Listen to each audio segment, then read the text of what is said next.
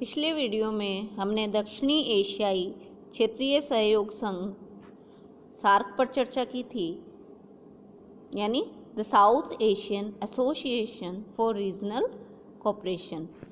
इसकी स्थापना 1985 में हुई थी और 7 देशों के साथ हुई थी, और ये 7 देश मालदीव को छोड़कर ये 7 देश भारतीय उपमहाद्वीप के हिस्से हैं। कौन कौन से देश हैं? भारत, पाकिस्तान, बांग्लादेश, नेपाल, भूटान, श्रीलंका और इनके अतिरिक्त मालदीव। इन 7 देशों से ये दक्षिणी एशियाई क्षेत्रीय सहयोग संगठन का निर्माण हुआ 1985 में, 8 दिसंबर 1985 को ढाका में। और अफ़गानिस्तान इस सार्क का 8वां सदस्य बना। वो बना 2007 में 14वें शिखर सम्मेलन में।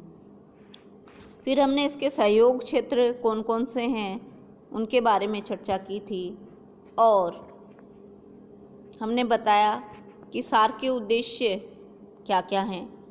आज हम सार्क के सिद्धांतों और सार्क का जो शिखर सम्मेलन होता है उसकी मंत्री परिषद, स्थायी समिति, तकनीकी समिति और कार्यकारी समितियों के बारे में चर्चा करेंगे, और सार्क के सचिवालय के बारे में भी हम चर्चा करेंगे। सार्क का जो चार्टर है उसके अनुसार उसके मुख्य उद्देश्य क्या हैं?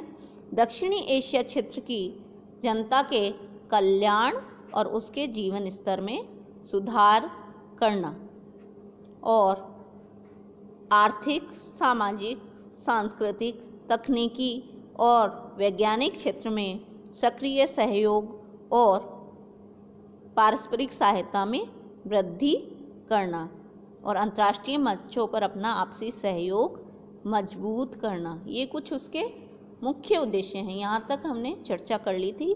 आज हम इसके सिद्धांतों पर फोकस करते हैं।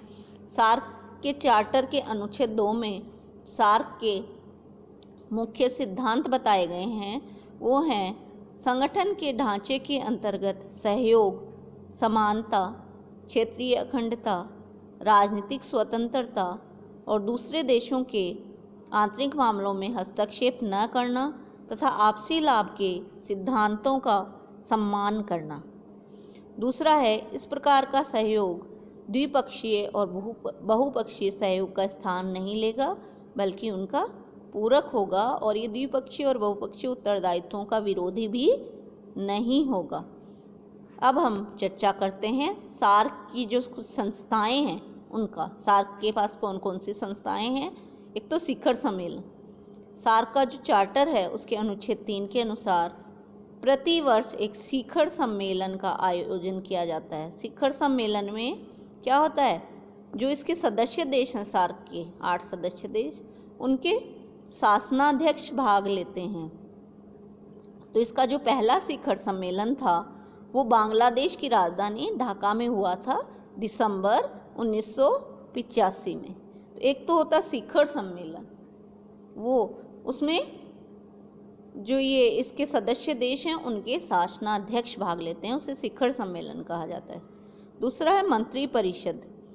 यह जो सदस्य देश हैं सार्क के, उनके विदेश मंत्रियों की परिषद है। ध्यान दें, शिखर सम्मेलन में तो होते हैं शासनाध्यक्ष, प्रधानमंत्री या राष्ट्रपति, और मंत्री परिषद किसकी परिषद होती है? जो सार्क के सदस्य देश हैं उनके विदेश मंत्रियों की परिषद। और जो ये विदेश मंत्रियों की परिषद है, इसकी बैठक आवश्यकता अनुसार कभी भी हो सकती है, किंतु 6 माह में एक बैठक होना आवश्यक है। और इसके कार्य क्या हैं? संघ की नीति निर्धारित करना और सामान्य हित के मुद्दों के बारे में निर्णय करना, और इसके अतिरिक्त सहयोग के नए नए क्षेत्र खोजना। ये मुख्य कार्य है विदेश मंत्रियों की परिषद का। एक होती है स्थायी समिति। स्थायी समिति होती है जो सदस्य देश होते हैं उनके सचिवों की समिति। इससे पहले वाली तो थी विदेश मंत्रियों की समिति, और ये है सदस्य देशों के सचिवों की समिति। इसकी भी बैठक कभी भी हो सकती है आवश्यकता अनुसार, लेकिन वर्ष में एक बैठक होना अनिवार्य है। और इसके जो मुख्य कार्य हैं वो है सहयोग के कार्यक्रमों को मॉनिटर करना, अंतर क्षेत्रीय जो देशों की अंतर क्षेत्रीय जो प्राथमिकताएं हैं उनको निर्धारित करना, अध्ययन के आधार पर सहयोग के नए क्षेत्रों की पहचान करना। तो हो गए शिखर सम्मेलन, मंत्रिपरिषद, स्थायी समिति। अब हम चर्चा करते हैं तकनीकी समिति। तकनीकी समिति में जो सभी सदस्य देश हैं उनके प्रतिनिधि होते हैं और ये अपने अपने क्षेत्र में कार्यक्रम को लागू करने, उनमें समन्वय पैदा करने और उन्हें मॉनिटर करने के लिए उत्तरदायी हैं। ये स्वीकृत क्षेत्रों में क्षेत्रीय सहयोग के क्षेत्र और संभावनाओं का पता लगाती है। कार्यकारी समिति की भी व्यवस्था की गई है जो सार्क का चार्टर है उसके अनुच्छेद 7 में।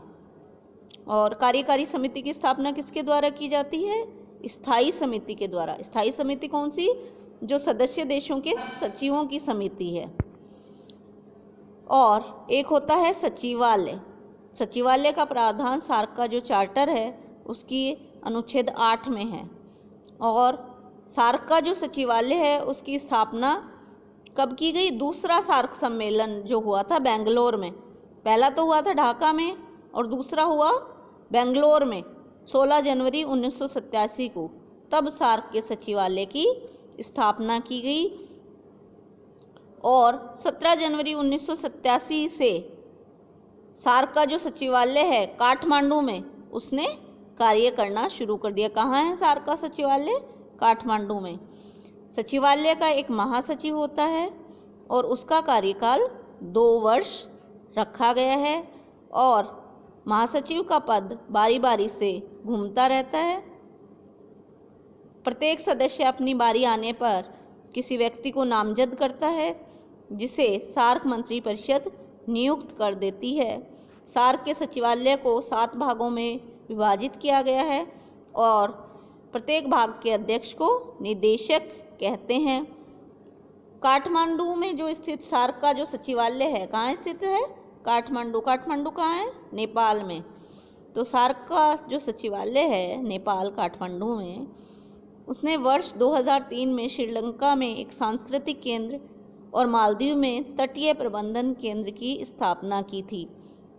ये दक्षिण एशिया देशों के बीच विकास एवं सहयोग गतिविधियों को बढ़ावा देने के उद्देश्य से अब तक सार्क के 5 केंद्र खोले जा चुके हैं।